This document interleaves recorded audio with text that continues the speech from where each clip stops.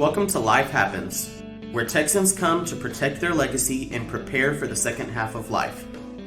Join your host, attorney Kim Hegwood with Hegwood Law Group, and our weekly guest as we navigate the challenges that emerge as life happens.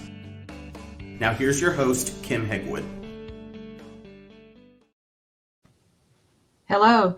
Today we have Jennifer Salazar. She's with the Senior Medicare Patrol Program Director for the Better Business Bureau of Greater Houston Education Foundation. Welcome, Jennifer. Thank you. Thank you so much for having me today, Kim. We find in my law practice that because of my elder law practice, we find that seniors are ripe for scams. Even Absolutely. Some of my own clients have had scams happen to them. And so we'd really like for you to kind of talk about, especially with COVID and more people home and not going anywhere, what scams are you seeing during COVID-19? The question is, what have we not seen? It seems like we're seeing everything right now, from Medicare scams all the way to puppy scams. So what we're seeing is, for example, we have the grant for the Senior Medicare Patrol. We cover all 254 counties in the great state of Texas. And we're seeing, for example, that Medicare recipients are receiving phone calls saying that they can get a free senior package in the mail to protect them from COVID. And it all starts with a phone call saying, hi, since you're on Medicare, we want to make absolutely sure you never get coronavirus. All we need is your Medicare number, and you'll get N95 mask, Lysol, wipes. It's all in the package just for your Medicare number. This is a scam. Scammers are trying to get your Medicare number, because did you know that a Medicare number is worth at least $30,000, but not to the beneficiary, to the scammer. I've had cases as small as $18 all the way to $250,000 with just that Medicare number. So if you ever get a phone call asking for your Medicare number, your Social Security number, don't give it, especially with coronavirus scams right now. Also, something to be very mindful is Medicare will never call you over the telephone.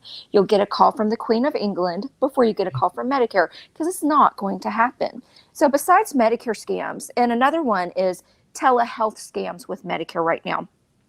The good news is Medicare is covering telehealth right now, because they want to make sure that our beneficiaries, the greatest generation of Americans, don't get coronavirus by keeping them out of the doctor's office and do an exam. Like with me and you right now, we could actually, do a telehealth appointment if you were a doctor. But some doctors and some scammers are taking advantage of this, calling the patient just to check on them, not even do an exam. And then what happens is they bill Medicare hundreds of dollars for something that never really happened. You can get an exam with your doctor right now via telehealth, but you have to have an appointment and you have to have an actual exam, not just a check to say, hey, how are you doing? So we really want our clients to look at their Medicare summary notices. If they see something that doesn't look right, call us immediately. So let's jump into some of the other scams that we're seeing, because I could talk about Medicare all day. It's my specialty. So we're going to jump into other things, because my desk has had everything on it, from Medicare scams to the puppy scam. So a lot of people right now, Kim, are isolated, and they really are looking for a companion. And what's not better than a puppy? So they're going to these different websites and they see free puppies. So they think, oh, this is the perfect opportunity. And what ends up happening is they can't meet their puppy because of coronavirus, because the person that has the puppy doesn't want anybody in their home because they don't want to be exposed to corona. Also, what they're doing is they will get you your puppy, but wait a minute, it is free, but you got to pay for the shipping fee. You got to pay for the vaccines. You have to pay for the special doggy papers. So it's definitely a scam. In fact, since April of this year, April 2020, there have been 80% jump in fake puppy websites. 80%. Isn't that horrible? And basically, it is so sad. It's so sad. And there's this one picture of a beautiful little teacup poodle in a little cup. And that image has made it around the world, literally, because it's a stock photo. So if you are wanting a real puppy, go to the Humane Society. They have a wonderful website. And also Google the image. If you need help with that, call us. But you can find out if that has been on other websites. Another one we're seeing, and I always use that famous country song from back in the 80s, looking for love in all the wrong places. Unfortunately, the romance scam, and we're seeing so many of these cases in long lost relative scams.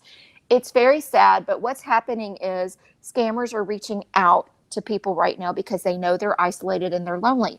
And it's not just online. It's not just on dating sites. For example, scammers are so bold and horrible. They look at obituaries, Kim, and they read, I know, they read obituaries, and then they might target the widow. And they might say, I knew you're Howard. In fact, we went to high school together. If you look on page 62 in our yearbook, there we were. And then they get to know the person, maybe not romance, but a friendship, and then they want to meet them.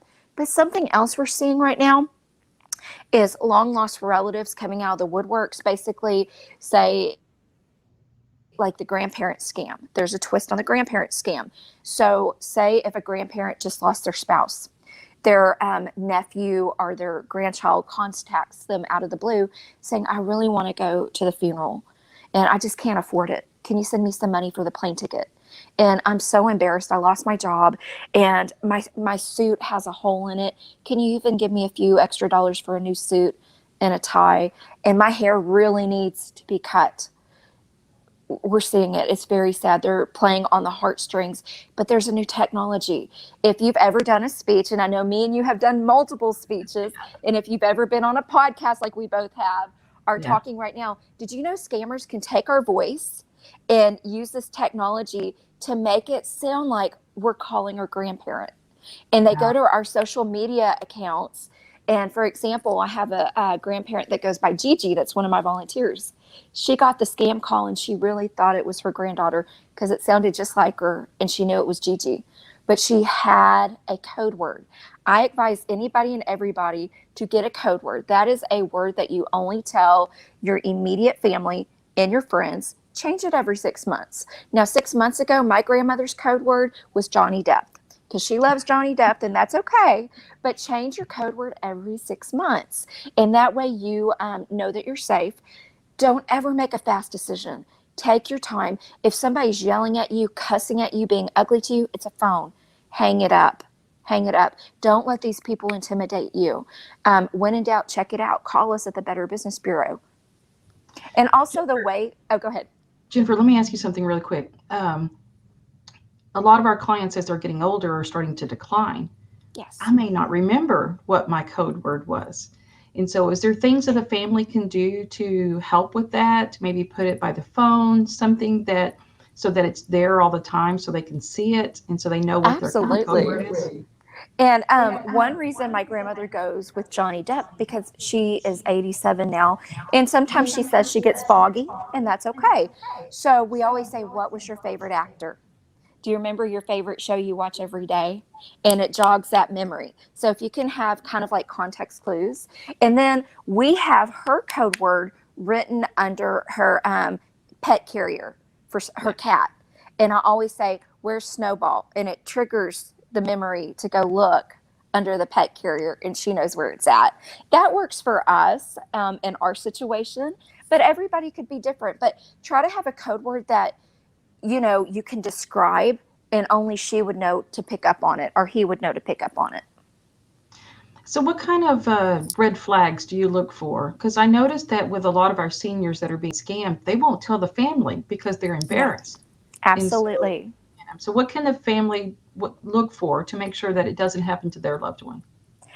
Lots of red flags. For example, the telephone, the caller ID, scammers can spoof it. That means they can change that phone number to any phone number they want. And it could be like, for example, I'm from Beaumont and I still have the same phone number from 20 years ago in college, 409.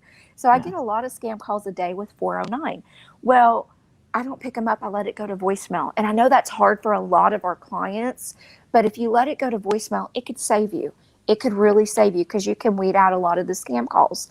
Also, robocalls. Whatever you do on robocalls, don't hit any buttons. If you're getting robocalls, what they're doing is they're trying to get you to press a button or say hello or yes or something. Because what they're doing is they're putting different numbers together. And once they have a good number, they go research it. And then they'll call you later with a new scam, like this is Jennifer from the IRS. I know that you live at 2702 Mockingbird Lane, and that's your blue CRV in the driveway. We're going to repossess it. They know all that just from getting your phone number and researching you. So the biggest thing is do not pick up the phone, let it go to voicemail. robocalls the minute. If you do pick up the phone and you hear that robot, hang it up immediately. Also, if you're online, do not click on pop-ups. Do not click on emails that you don't know about. For example, if you get an email, and this is a big one right now, saying coronavirus cure, don't open it. Anything with the word cure is more than likely a scam, because right now in the United States, and I don't get political, there is no cure for coronavirus. There is no cure. But not everybody knows that. Scammers love to read the news. They keep up with the news. They know more than we know, unfortunately. They use that to their advantage. So they send something called phishing emails, not the kind of phishing I like to do on my weekends, but they send thousands and thousands of emails to all these folks, hoping they might click on it. And you know what happens if they click on it? It can load a virus to your computer. And computers can get very sick, and I've seen some die. They just will not come back after that. But be careful of clicking on pop-ups, text messages. A lot of people are getting fake text messages right now. The government will never contact you by your phone on a text message. Delete text messages, delete emails you don't know. If it looks like it's Jennifer Salazar contacting you, put your mouse, which is your cursor, on top of my name in the email, and the real address will pop up, and it could be a scammer. Another red flag is threats. And we see a lot of these, and I always get red faced when I talk about this one scam, but people need to know about it, Kim. A big scam going on right now is people, especially 60 and older, are getting emails saying, we know what you've been looking at. And it's basically accusing them of looking at like pornography. And if you do not pay $500, then we're going to send everybody in your email list, and they have the names in their email list, a picture of what you've been looking at. A lot of people fall for this one. Well, first off, not only are they going to give $500 in gift cards, which is another red flag, payment by gift cards or wire transfers, but when they click that email, it now has a virus on their computer. And the biggest problem with that is viruses on your computer can steal your personal information, because the scammer loads malware, which is a virus, and they can figure out your passwords by logging your keystrokes. They can figure out what buttons you pressed on your computer, figure out your bank account, hack into your email, send emails on your behalf, pretending like you're overseas or you're sick with corona, because that's the one right now, because who's traveling right now? I know I'm home, I'm not, but but they will say, I'm sick with corona, I can't go to the hospital, can you please send me some money, I need to buy some products or something. So they're really going after it. And one thing I always tell folks, be in connection with friends and family. Let them know what's going on in your life, because that will avoid 1,000 red flags. I know that we live in a fast-paced world where it's emails, phones, and texts, but make connections. Talk to your loved ones. Know what's going on. Check on your neighbors at 6 feet, of course, but be nosy. The other day, there was a weird car parked in my neighbor's driveway.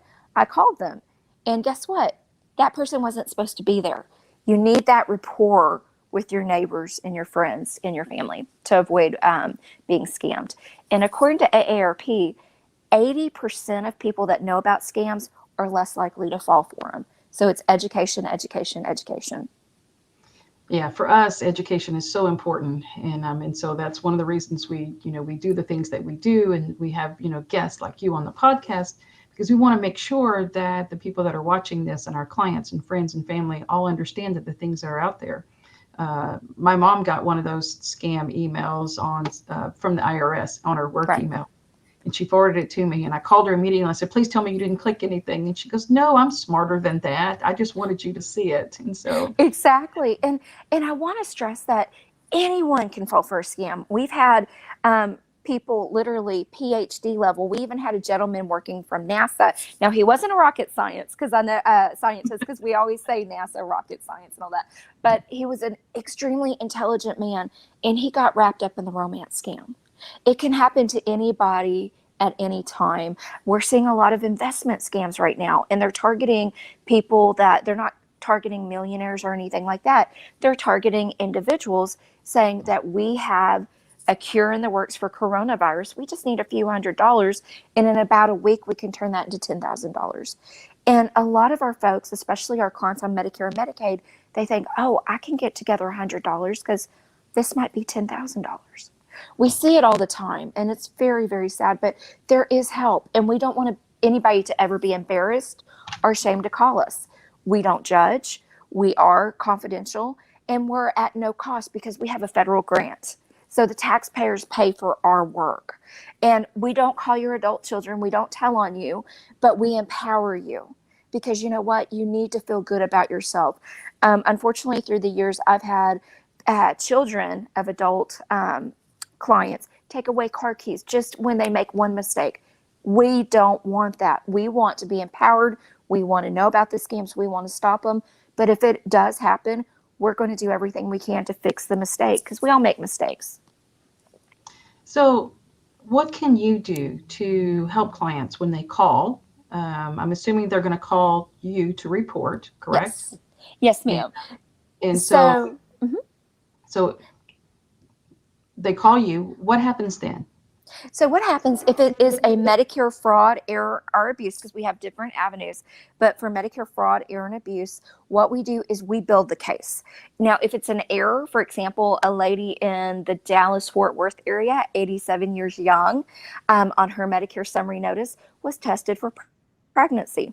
Well, the good news is she wasn't pregnant, but we know that it was definitely a coding error, or at least we hope it was a coding error. So we got with the doctor and we fixed that coding error immediately. So errors we can help you get fixed, like a double billing, anything like that. We go between you and the doctor, we get it fixed.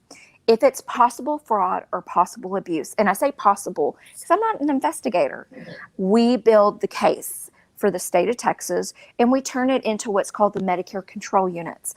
And the Medicare control units could be the Office of Inspector General, the Texas Attorney General's office, the FBI, and the list goes on and on and on. Texas Department of Insurance, there's about 20 of them. We build the case, we send it to as many as we can that we think fit that arena.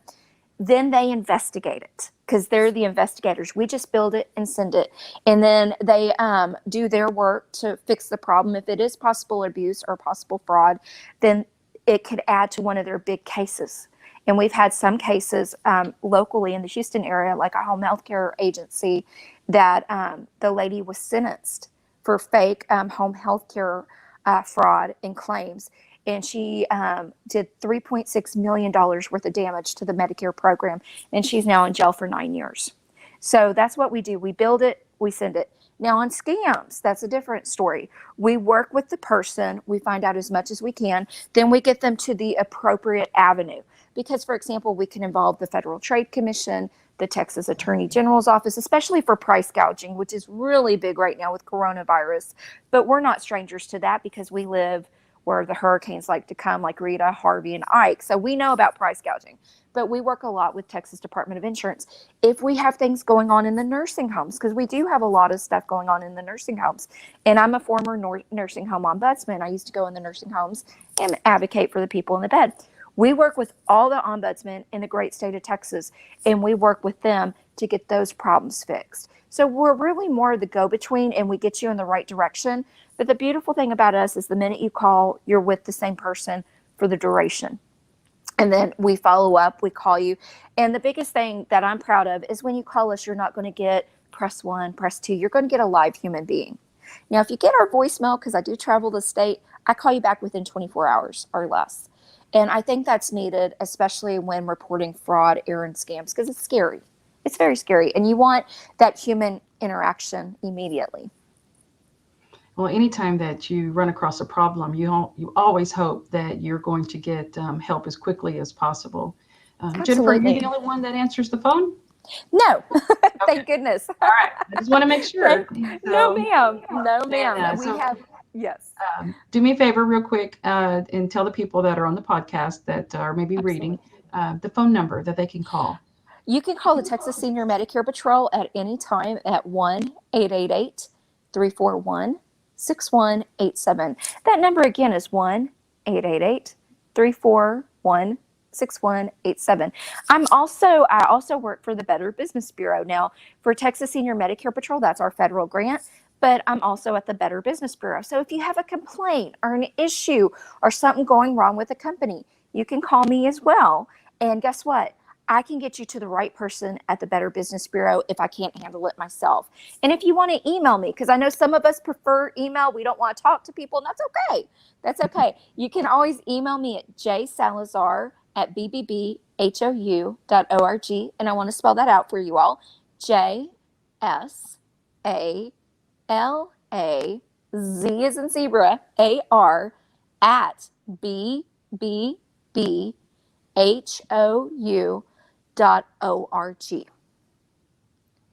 So Jennifer, if you had to say, one last thing that you think would benefit the seniors that are watching our podcast today, what would it be? Two things, if you don't mind. So the first thing is, did you know in America, it's not people 60 and older that fall the most for scams. It's actually folks 18 to 25-year-olds in their mail. They fall the most for scams in America. But people 60 and older fall the least but lose the most because you have benefits, you have retirement, your home's probably paid off, you have Medicare, that's $30,000 easily. Everybody is a target for fraud. In Texas, we have 3.6 million people on Medicare. That is easy to fraud that system. Don't ever feel embarrassed or ashamed if you fall for a fraud. We are there to help you. If you even get a scam call, if you don't mind calling us, because we track the scam calls. In fact, we have a wonderful presentation called the Top 10 Scams. And we rank the scams based on your phone call in the Houston area from 10 to 1. For example, number 10 is the lottery sweepstakes scam.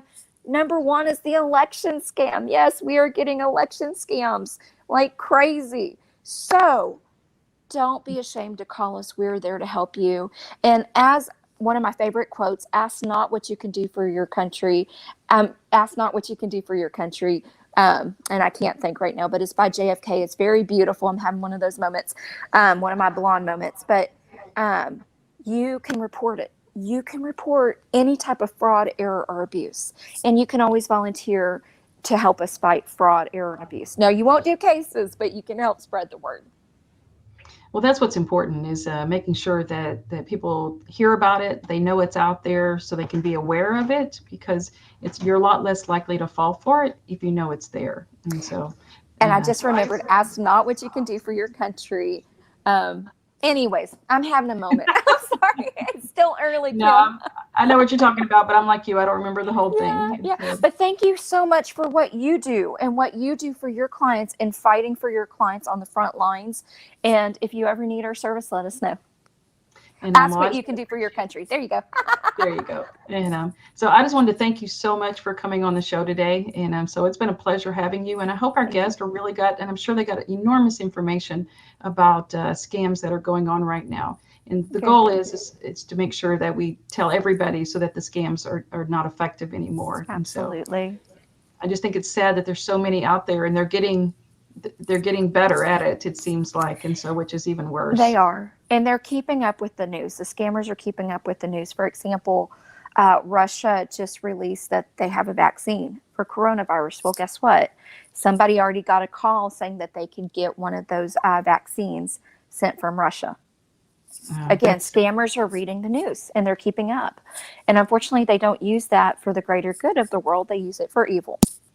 Yeah. All right. Well, thank you. I hope you Kim. Have a great day and enjoy it. And we look forward to seeing you again on another day.